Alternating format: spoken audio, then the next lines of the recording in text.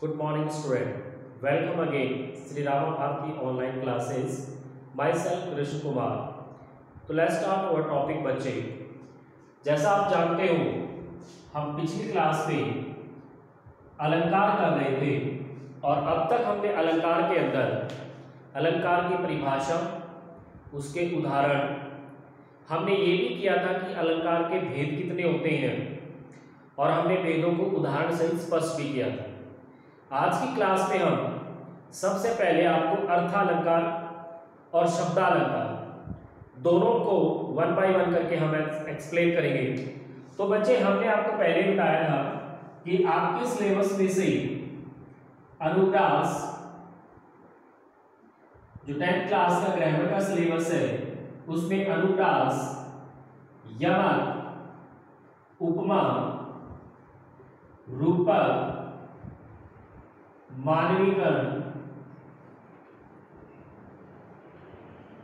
अतिशयोक्ति व उत्प्रेक्षा अलंकार, यह आपका टोटल सिलेबस बनता है बच्चे अलंकार का, जिसमें अनुप्रास, यमक, उपमा, रूपक, मानवीकरण, अतिशयोक्ति व उत्प्रेक्षा अलंकार आते हैं। अब आपने ये तो बेटा कर लिया था कि अलंकार के दो भेद होते हैं, एक शब्दालंकार और एक अर्थालंकार।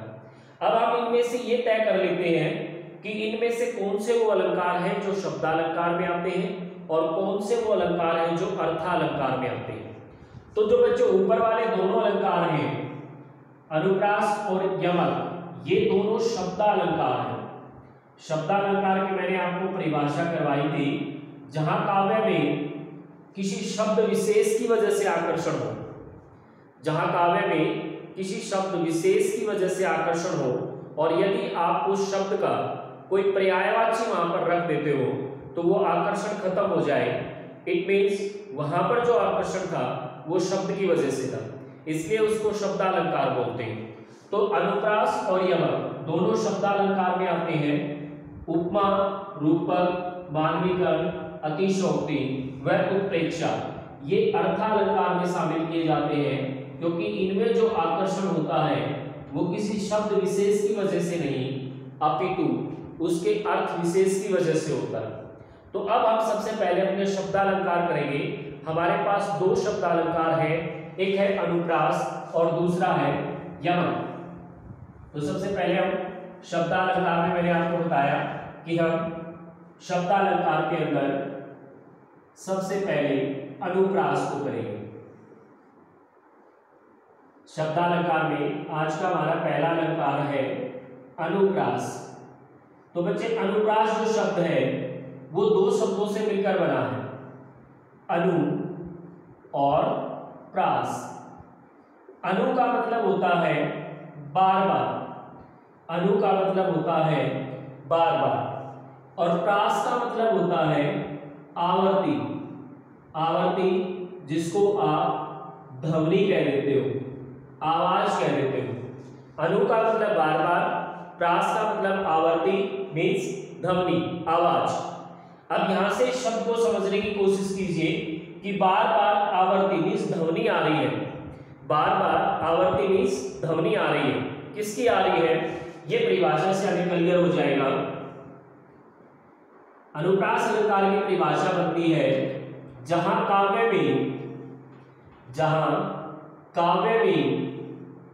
कोई वर्ण, जहां काव्य में कोई वर्ण दो या दो से अधिक बार बार आए, जहां काव्य में कोई वर्ण दो या दो से अधिक बार प्रयुक्त हो, अधिक बार वो प्रयोग हो रहा हो, तो वहां काव्य में अनुप्रास अलंकार कहलाता है। भाई, कोई भी काव्य पंक्ति हमारे सामने है, उस काव्य पंक्ति में हमने देखा कि कोई एक ऐसा वर्ण है जो दो या दो से अधिक बार उस पंक्ति में क्या हो रहा है, पुनरावृत्ति उसकी हो रही है। तो अनु मतलब बार बार, आवर्ती मीन्स आवाज, उसकी बार बार ध्वनि आ रही है, उसकी बार बार आवर्ती आ रही है, एक ही वर्ण की बार बार आवर्ती हो रही है, तो इससे एक लयात्मकता बनती है। ये लयात्मकता ही अनुप्रास अलंकार कहलाता है। जैसे हम इसको एक उदाहरण से समझेंगे। जैसे हमारे पास उदाहरण है रघुपति, राघव, राजा, राम। तो अगर आप इस काव्य पंक्ति में देखें तो आप देखेंगे कि रे रे रे और रे। तो जहां काव्य में किसी एक वर्ण की दो या दो से अधिक बार आवर्ती होती है, आवाज अगर आती है, एक ही ध्वनि बार बार अगर रिपीट होती है, तो वहां काव्य में कौन सा अलंकार होता है? अनुप्रास अलंकार होता है। ठीक है, इसके लिए हम एक एग्जाम्पल और करके देखते हैं। अनुप्रास के लिए हम एक एग्जाम्पल देखते हैं, जैसे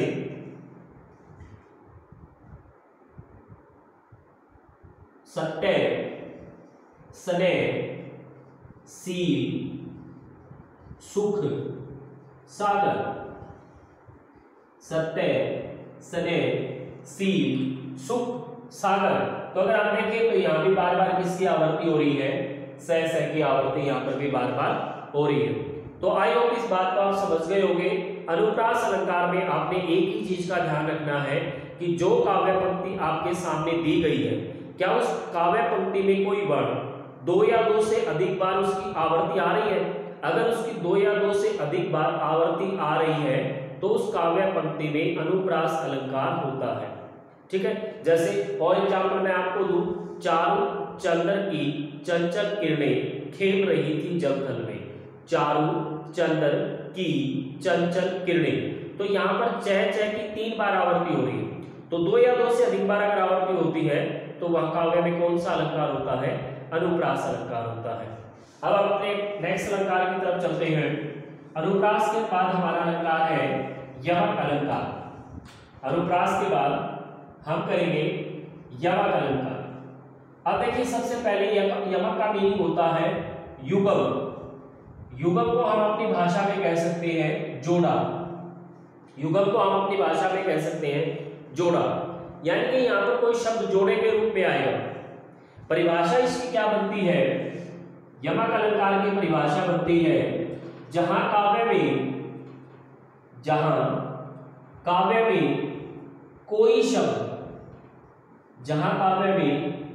शब्द दो या दो से अधिक बार प्रयुक्त हो।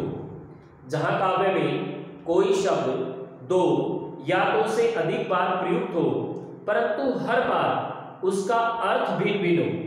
भाई कोई एक ऐसा शब्द है जो काव्य में दो या दो से अधिक बार क्या हो रहा है? रिपीट हो रहा है। 2 बार तो है या दो से अधिक बार वो क्या हो रहा है? रिपीट हो रहा है। पर हम देख रहे हैं कि जब वो पहली बार रिपीट हो रहा है, पहली बार वो जब आया तो उसका अर्थ कुछ और है। दूसरी बार वो फिर से वही शब्द आ रहा है तो वहां पर उसका अर्थ फिर से क्या है? भिन्न है, फिर से उसको एक अलग अर्थ दे रहा है। तो ये काव्य में जब भी आपको ऐसा हो कि कोई काव्य पंक्ति में कोई शब्द दो या दो से अधिक बार रिपीट हो रहा हो, दो या दो से अधिक बार, परंतु हमने देखा कि जब वो प्रथम बार प्रयुक्त हुआ तो उसका अर्थ कुछ और है, और दूसरी बार जब फिर से उस शब्द का प्रयोग किया गया तो उसका अर्थ कुछ और है। ठीक है, हम एग्जाम्पल से इस बात को समझने की कोशिश करते हैं। परिभाषा इसकी बन गई कि जहां काव्य में कोई शब्द दो या दो से अधिक बार रिपीट हो, दो या दो से अधिक बार वो प्रयुक्त हो, परंतु हर बार उसका अर्थ भिन्न हो, उसे यमक अलंकार कहते हैं। जैसे एक एग्जाम्पल से हम समझने की कोशिश करेंगे। पूजा मंदिर आई, पूजा मंदिर आई और पूजा करके चली गई। पूजा मंदिर आई और पूजा करके चली गई। तो अगर इस काव्य पंक्ति में हम देखें तो कोई एक ऐसा शब्द है जो दो या दो से अधिक बार प्रयुक्त हुआ है। कम से कम तो दो होना ही चाहिए, दो से अधिक बार भी वो शब्द प्रयुक्त हो सकता है। अब अगर हम इस काव्य को खुद से पढ़ के देखते हैं, पूजा मंदिर आई, इट मींस यहाँ पर पूजा किसी लड़की का क्या है? नाम है।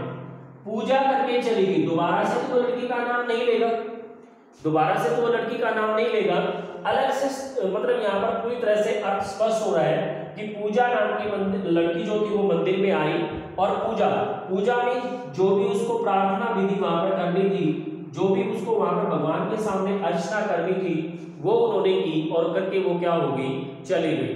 तो देखिए, एक ही शब्द दो बार प्रयुक्त हुआ है और दोनों बार उस शब्द के अर्थ क्या है? भिन्न है। इसे कहेंगे यमक अलंकार। एक एग्जाम्पल इसका बहुत ज्यादा प्रसिद्ध है, बहुत ज्यादा फेमस इसका अलंकार है, इंपॉर्टेंट उदाहरण है इसका, कनक कनक ते सोगुनी, कनक कनक ते सोगुनी मादकता अधिकाय, कनक कनक ते सोगुनी मादकता अधिकाय, वो खाए बोराए जल, वो खाए बोराए जल, वो पाए बोराए। कनक कनक ते सोगुनी मादकता अधिकाय, वो खाए बोराए जल, वो पाए बोराए। अब देखिए इस अलंकार को समझने की कोशिश कीजिएगा। अब इसमें देखो काव्य पंक्ति में क्या कह रहे हैं कि कनक कनक ते सोगुनी। एक तो हमारा सबसे बड़ी चीज तो यहीं पर शो हो गई कि कनक कनक शब्द दो बार प्रयुक्त हुआ है, युगम में आया है, जोड़े में आया है। फिर हम इस चीज को देखिए, कनक कनक ते सोगुनी, कि कनक कनक ते सोगुनी, 100 गुना ज्यादा मादकता, मादकता मीन्स नशा है, ठीक है। वो खाए, अगर उसको कोई खा लेता है तो बोराए जल, संसार से बोराए बेगाना हो जाता है। वो पाए, अगर उसको पा लेता है तो बोराए, फिर वो संसार से वैसे ही क्या हो जाता है, बेगाना हो जाता है। दोनों में इट मीन्स क्या है कि यहाँ पर कनक जो शब्द है, इस कनक का मतलब होता है धतूरा, जो एक नशे का पदार्थ होता है, जो क्या होता है, एक नशे का पदार्थ होता है। और ये कनक का मतलब क्या है, सोना।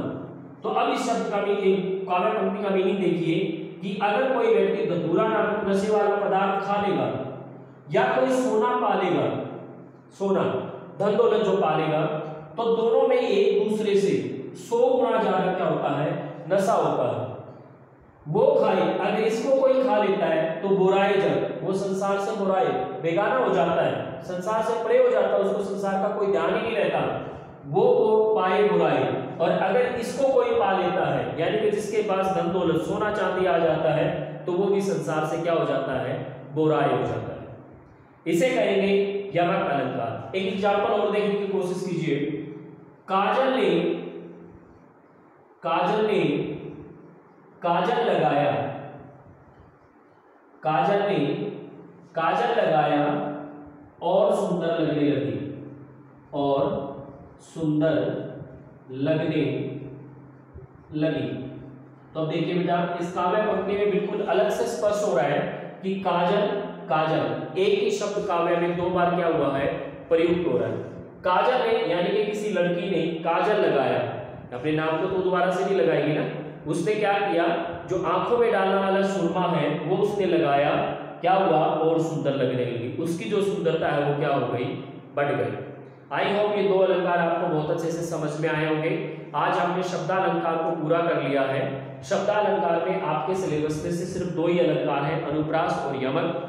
अनुप्रास उसकी अपनी एक अनूठी पहचान है कि जहां काव्य में कोई वर्ण दो या दो से अधिक बार प्रयुक्त होता है तो वो एक लय बनाएगा, एक वर्ण की बार बार आवर्ती होगी, उसकी वजह से वहां पर अनुप्रास अलंकार होगा।